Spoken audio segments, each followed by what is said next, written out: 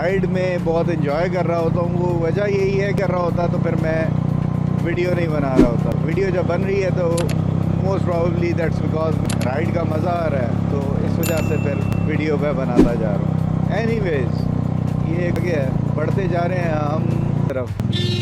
ये भी अखग्राम कोई था पहले, वो बाज़ार आया, चेक पोस्ट भी आई, अब ये बाज़ार कोई डिफरेंट है। एक चीज़ मैं काफ़ी देर से सोच रहा हूँ कि मुझे कोई मौका मिल तो वो मैंने करना है। वो बेसिकली तरबूज किसी ने काट के रखा हुआ वो खाना है। अब पिछले नज़र आए हैं, अब इस बाज़ार में अगर मिल गया तो इफ़ वी गेट लकी तो हमें वो मिल जाएगा, अगर नहीं तो नहीं।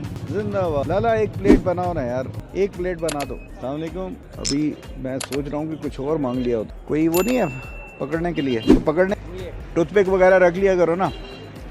किस तरह दे रहे हो? प्लेट कैसे दे रहे हो? 100 का। एक और बनाओ ना, 2 बनाओ, ये दोनों भाइयों को दो।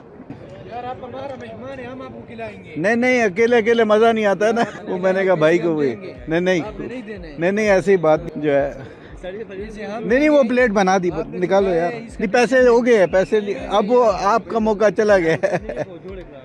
नहीं यार, आप हाँ? मेहमान है, हम देंगे दो ना।